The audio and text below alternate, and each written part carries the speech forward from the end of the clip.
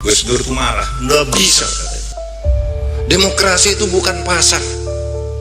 Saya lebih baik berhenti dari presiden daripada saya didikte oleh partai-partai dengan cara melanggar konstitusi. Gus Dur, sini tamunya si A, si B, si C ingin ketemu presiden, mau mengusulkan agar Indonesia tidak berdasar Pancasila lagi, dan kalau Gus Dur mengeluarkan dekret itu dalam waktu sehari dua hari, Jakarta ini akan dikepung oleh seluruh umat Islam yang akan membela Gus Dur di Jakarta, sehingga Gus Dur selamat dan Indonesia ini akan dibela oleh umat Islam karena itu adalah perintah presiden dan dekret presiden.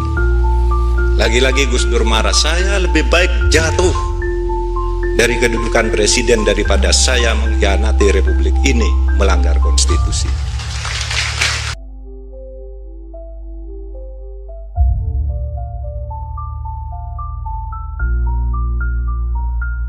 Saudara sekalian, ini penting karena jatuhnya Gus Dur itu dulu melalui beberapa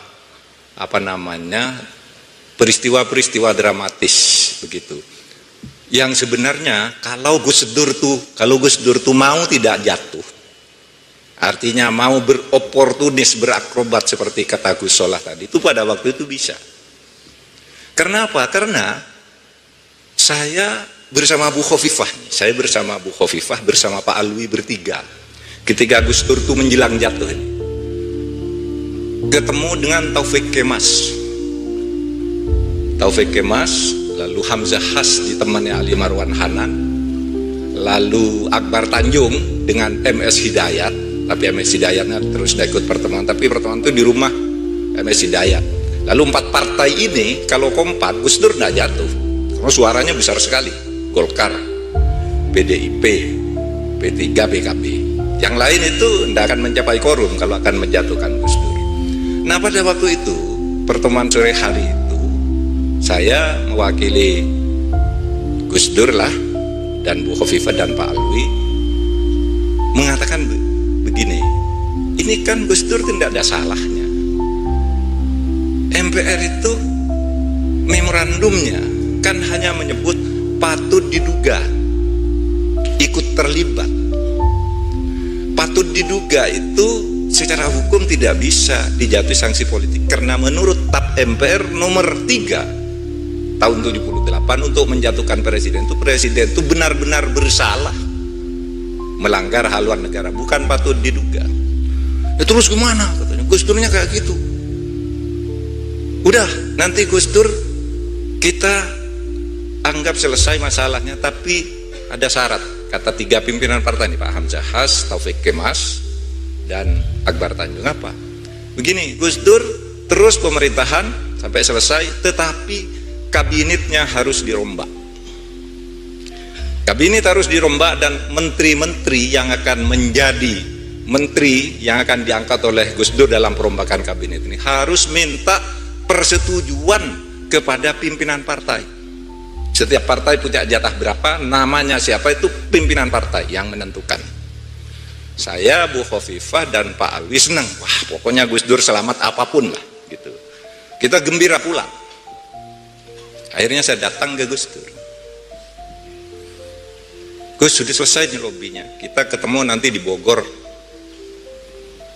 dengan pimpinan partai, pengumuman bahwa masalah memorandum selesai dan Gus Dur tidak akan masuk ke memorandum berikutnya, akan selesai gitu. Tapi ada syaratnya, Gus. Apa syaratnya? Gus Dur harus merombak kabinet, menteri-menterinya diganti, dan saya dengan Bu Khofifah, Pak Alwi sudah rela, tidak usah jadi menteri, kasihkan aja ke sana, ke para partai itu, dan kami ya membantu Gus Dur, tidak harus jadi menteri, kami bantu, pokoknya Gus Dur tetap presiden. Terus siapa menterinya? Menterinya akan diusulkan nama-namanya oleh mereka. Gus Dur tuh marah, nggak bisa katanya. Demokrasi itu bukan pasar.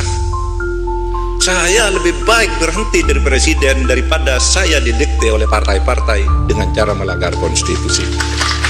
Gus Dur, masih ingat ya Bu Khofifah ya? Ingat. Gus Dur, saya lebih baik berhenti daripada saya didikte oleh partai-partai. Ini Presiden punya hak prerogatif mengangkat menteri, tidak boleh didikte oleh partai, kata Gus Dur. Lalu Gus Dur kan suka bicara, jadi ngomong ke koran begitu, bahwa sudah ketemu tim lobi presiden dengan 3 pimpinan parpol besar, sudah ada kesepakatan, tidak ada memorandum berikutnya, tidak akan dijatuhkan. Gus Dur tidak akan ada sidang istimewa presiden, tapi saya menolak syaratnya, kata Gus Dur. Diumumkan ke koran. Jadi perjanjian ketemu di Bogor tuh tidak mau lagi pimpinan partai, orang saya sudah syaratnya udah ditolak sebelum ketemu. Nah akhirnya sebelum itu, sesudah saya bersama Bu Khofifah itu gagal meyakinkan Gus Dur, saudara, besoknya itu saya bersama Al Hilal Hamdi temui Gus Dur di ruang presiden. Bapak Presiden, masih ada waktu untuk presiden tidak sampai jatuh dari presiden. Apa? Itu yang syarat dikemukakan oleh 3 pimpinan partai itu. Gitu. Gus Dur merombak kabinet, dan kabinetnya terserah partai. Gus Dur tetap presiden lah, aman, kata saya dan Pak Hilal. Lalu, nggak bisa, saya sudah bilang kemarin, nggak bilang usah begitu, nggak mau DDT begitu, kata Gus Dur. Lalu Hilal Hamdi bilang, Gus, ini kan fakta bahwa Gus Dur sudah lemah, Gus Dur sudah kalah secara politik, terima saja biar tidak jatuh. Gus Dur ngebrak meja waktu, kita tidak boleh tunduk pada fakta, kata Gus Dur. Kalau kita mau berjuang harus melawan fakta dan membuat fakta baru, itu kata Gus Dur. Lalu dia mengingatkan begini, coba kita dulu mau menjatuhkan Pak Harto itu melawan fakta, tapi bisa kalau kita semua kuat berjuang dan punya tekad untuk terus memenangkan perjuangan ini. Nah itulah Gus Dur, saudara sekalian. Bahkan ada yang lebih gawat dari itu, lebih gawat dari itu. Pada awal Juni saya ditelepon oleh seseorang yang katanya ingin ketemu Gus Dur, itu tokoh-tokoh Islam yang nama hebat-hebat.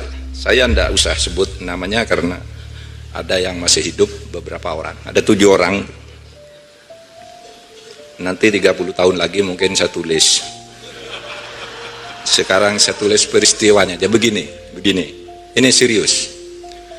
Pak Mahfud, tolong diatur saya ketemu dengan presiden. Ini kami tokoh-tokoh Islam ingin turut memberikan solusi atas kemelut politik yang sangat panas ini. Oke? Pas hari Minggu di awal Juni, kalau tidak salah sekitar tanggal 6 gitu, saya atur, Gus, yuk, ini ada mau ketemu. Oh boleh, kata Gus Dur. Bagus gitu. Terus diatur jadwalnya hari Minggu jam 8. Gus Dur tidak tanya agendanya apa, saya juga tidak tanya agendanya apa ke orang itu. Cuma ingin ketemu, memberi solusi gitu. Nah, jam 7 saya sudah di istana, ketemu Gus Dur. Pak Mahfud, ini yang mau ketemu saya agendanya apa? Oh iya, saya tidak tahu. Saya telepon orangnya. Pak, kita nanti jam 8 ketemu ya, ini jam 7.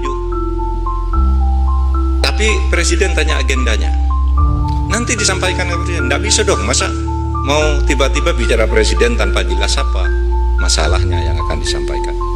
Lalu usulnya begini, nanti tolong sampaikan ke presiden, presiden jangan mengeluarkan dekret membubarkan DPR dan MPR, tapi presiden supaya membuat dekret negara Indonesia ini menjadi negara Islam Indonesia, ganti Pancasila menjadi negara Islam. Wah, saya kaget mendengar itu. Saya sampaikan ke Gus Dur, Gus, ini tamunya si A, si B, si C ingin ketemu presiden, mau mengusulkan agar Indonesia tidak berdasar Pancasila lagi, dan kalau Gus Dur mengeluarkan dekret itu dalam waktu sehari 2 hari, Jakarta ini akan dikepung oleh seluruh umat Islam yang akan membela Gus Dur di Jakarta, sehingga Gus Dur selamat dan Indonesia ini akan dibela oleh umat Islam karena itu adalah perintah presiden dan dekret presiden. Lagi-lagi Gus Dur marah, saya lebih baik jatuh dari kedudukan presiden daripada saya mengkhianati republik ini, melanggar konstitusi. Itu sudah saya tulis di buku saya pada tahun 2003, judulnya Setahun Bersama Gus Dur.